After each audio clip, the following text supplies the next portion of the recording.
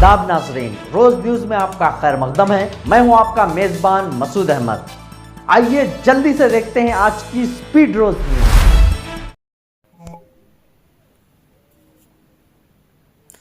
राहुल गांधी ने आज फिर एक मर्तबा वोट चोरी के मामलात का भांडा फोड़ा।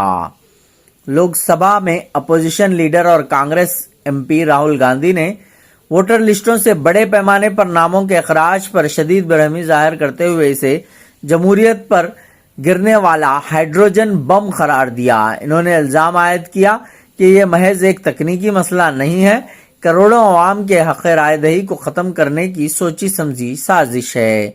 जुमेरात को मीडिया से गुफ्तगू करते हुए राहुल गांधी ने कहा कि इंतखाबी अमल में धांधलियां और बेज़ाब्तगियां हद से बढ़ चुकी हैं। अब वक्त आ गया है कि अवाम को इस सियासत से आगाह किया जाए। इन्होंने दावा किया कि कर्नाटक के आलंड असेंबली हल्के में 6000 वोट जाली लॉगिन्स और फर्जी एप्लीकेशन के जरिए हदफ किए गए। इस मकसद के लिए जाली फोन नंबर्स और सॉफ्टवेयर का सहारा लिया गया। राहुल गांधी के मुताबिक ये कार्रवाइयां सिर्फ इन्हीं बूथों में की गई जहां कांग्रेस के जीतने के इम्कानात ज्यादा थे। इन्होंने इल्जाम लगाया कि मरकजी इंतखाबी कमिश्नर जैनेश कुमार ऐसे अनासिर को तहफ़्फ़ुज़ फराहम कर रहे हैं जो जमहूरियत को तबाह करने पर तुले हैं। अपने दावों के सबूत पेश करते हुए राहुल गांधी ने बताया कि गोदाबाई नामी एक जाली लॉगिन के जरिए 12 वोटों को ख़त्म करने की कोशिश की गई। इनके मुताबिक एक खुदकार प्रोग्राम तैयार किया गया जो हर बूथ के पहले वोटर को फर्जी दरख्वास्त दहिंदा दिखाकर इसका नाम हदफ कर देता था। सबसे ज्यादा वोट हटाने वाले टॉप 10 बूथ तमाम कांग्रेस के गढ़ कहलाने वाले इलाकों में वाक़ हैं। राहुल गांधी ने कहा कि कर्नाटक के अलावा महाराष्ट्र, हरियाणा और उत्तर प्रदेश में भी इसी तरीक़ेकार के जरिए हजारों वोट काटे गए। इन्होंने बताया कि बाज़ दरख्वास्तों के लिए रियासत से बाहर के फोन नंबर का सहारा लेकर ओटीपी के जरिए इंदराज किया गया।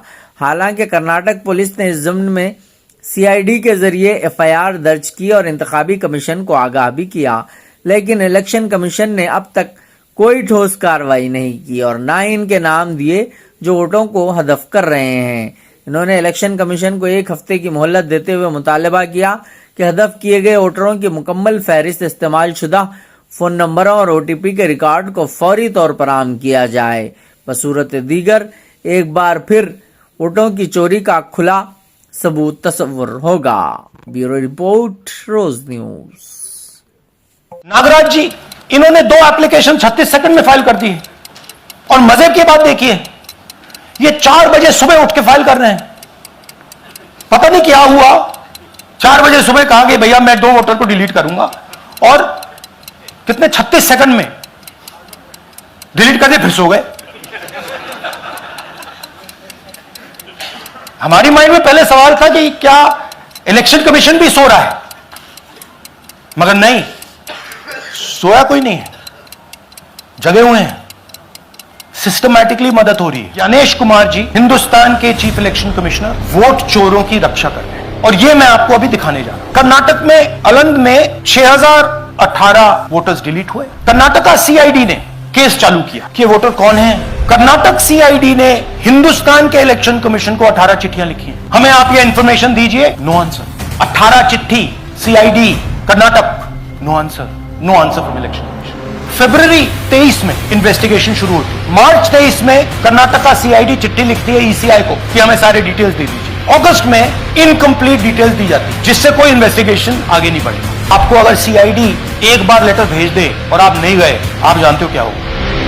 यहां पे इलेक्शन कमीशन को 18 बार लेटर गए हैं, कुछ नहीं हुआ है। कर्नाटक ईसी इलेक्शन कमीशन को लिखता है आपको इंफॉर्मेशन देना पड़ेगा, नो रिप्लाई। मार्च 25 आखिरी लेटर सितंबर में गया, नो रिप्लाई फ्रॉम ईसी। यह है सबूत कि ज्ञानेश कुमार जी वोट चोरों की रक्षा कर रहे हैं। इसमें कोई कंफ्यूजन नहीं है कहीं। ज्ञानेश कुमार जी, आप अपना काम कीजिए, आपने ओथ लिया है, आप हिंदुस्तान के चीफ इलेक्शन कमिश्नर हैं। आप कर्नाटक की सीआईडी को यह सबूत 1 सप्ताह के अंदर दे दीजिए, नहीं तो पूरा हिंदुस्तान के सारे युवा इस बात को एक्सेप्ट करेंगे कि आप हिंदुस्तान के संविधान की हत्या में शामिल हो, हिंदुस्तान की संविधान की रक्षा नहीं कर रहे हो और वोट चोरों की आप मत।